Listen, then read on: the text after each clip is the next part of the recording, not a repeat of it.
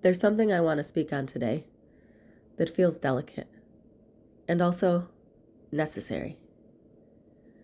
Because a lot of what I've been sharing has centered around sovereignty and self-trust and not giving our power away. And that work matters deeply. And there's a place where that conversation often goes sideways too, where it becomes rigid, where it quietly shames something very real and very human. So I'd like to slow us down right here. Because the truth is, most of us didn't give our power away because we were weak. We gave it away because we were relational. We didn't want validation. We wanted to be met. There's messages floating around in self-development and spiritual spaces that sound like this. Stop looking outside of yourself. You don't need anyone. Validation is disempowering. Or my personal favorite, you are your own savior. And hey, I understand where all of these messages come from. And they are incomplete. Because humans don't develop in isolation. We regulate in relationship. We clarify through reflection. We become through being seen. We are evidentiary beings by nature. And I want to say this very clearly, because a lot of us were taught to distrust this very biological truth. And this isn't something you're making up. This isn't trauma talking. This isn't you being too sensitive. This is how humans are built. Biologically, our nervous systems evaluate truth by outcome, not by how convincing something sounds, but by what happens after. Did your body settle or tighten? Did you feel clearer or more confused? More yourself or slightly erased? That's not psychology. That is mammalian design. We learned who was safe long before we had words. And that mechanism never turned off. We just got taught to override it. The problem has never been external reflection itself. The problem is what happens when reflection quietly replaces self-contact. Power isn't lost the moment someone sees you. Power is lost when you stop checking in with yourself while being seen. That distinction changes everything. I'd like to speak personally for a moment. There have been times in my life when I thought I was seeking validation. But looking back, that's not actually what I wanted. What I wanted was for someone to say, without interpretation, without interruption, without hierarchy, and without fixing, I see you, and I'm here with you in it. Not smarter than me, not ahead of me, not reframing my experience into something more palatable, just presence. And when that didn't happen, when reflection came back filtered, conceptualized, or subtly superior, my system didn't relax, it tightened, it revolted. But instead of trusting that, I often turned it inward. I assumed I was the problem. And that is how power actually gets given away. Not because someone else has authority over you, but because we override our own signal in order to stay connected. Reflection versus authority. This is where clarity really begins. There is a difference between reflection and authority. Reflection says, this is what I'm noticing. Authority says, this is what this means. Reflection leaves you intact. Authority, when it's external and unearned, subtly replaces you. And here's the part that hits deep. Some people are very skilled at mirroring language. They can speak the words. They can name the concepts. They can even sound embodied. But embodiment isn't how something sounds. It's how it lands. After real reflection, you feel clearer, more yourself, more grounded in your own timing.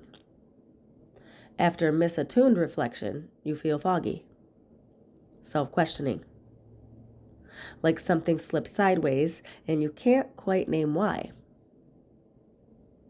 That sensation isn't confusion. It's intelligence. Here's a simple truth I wish someone had told me earlier. Accurate reflection brings you back to yourself. Inaccurate reflection pulls you away from yourself. That's it. It's that simple. No moral judgment, no psychology terms, no spiritual bypassing.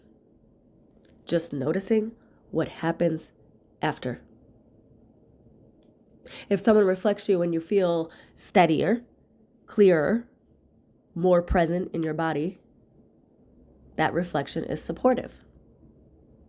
If someone reflects you and you feel smaller, quieter, like you need to explain or correct yourself, something is off, even if you can't articulate it yet. You don't need to accuse. You don't need to diagnose. You just need to listen to the after effect.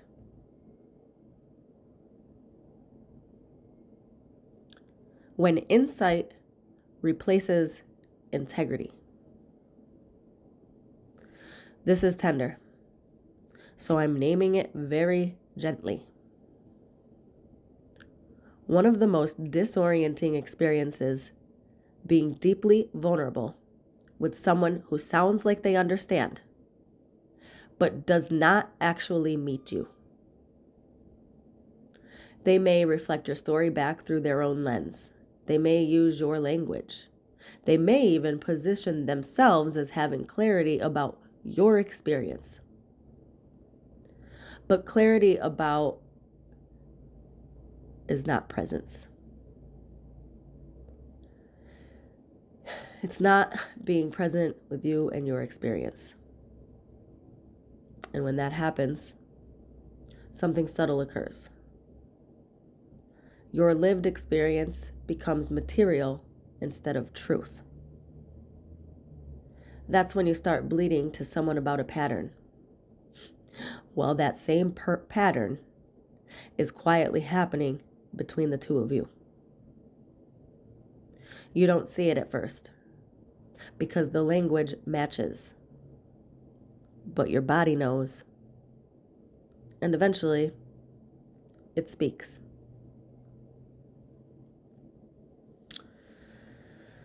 I'm going to say this without any shame, without self-attack. There were times I stayed in dynamics longer than my body wanted to. It was not because I was unaware. It was because I believed in growth. I believed in depth. I believed that shared language meant shared accountability. And I am not ashamed of that, because believing in growth is not foolish. It is human.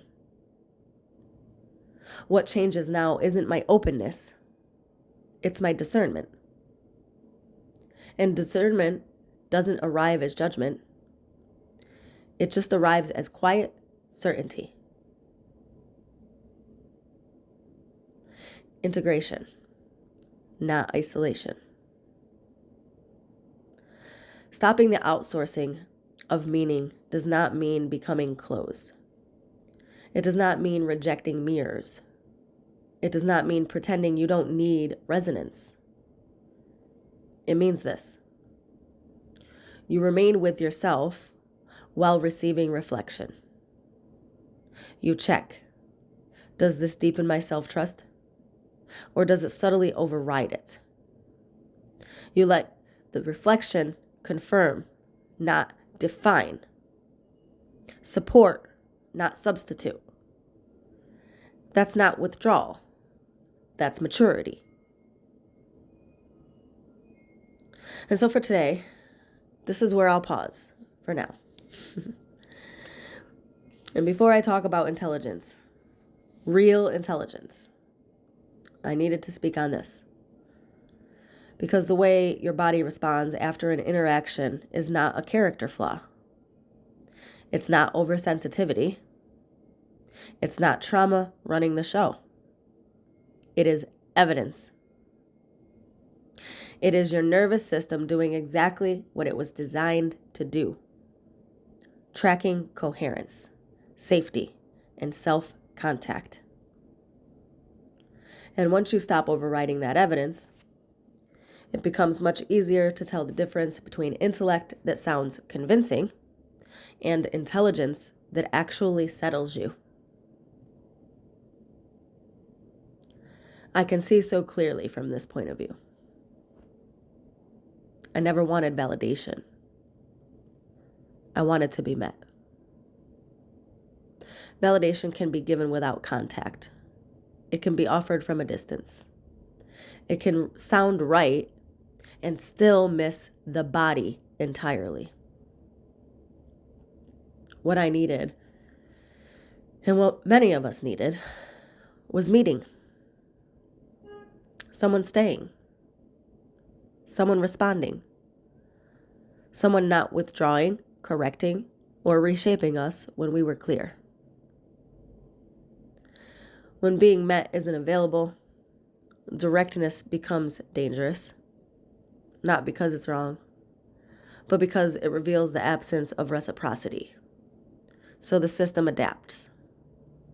Not to get approval, but to preserve connection where meeting never comes. That's where so-called passive aggression is born. Not from hostility, but from the quiet grief of not being met where you actually are. This episode wasn't about changing how you communicate. It was about maybe recognizing what you were reaching for. Because once meeting becomes possible, directness no longer needs to hide. And that is the whole truth.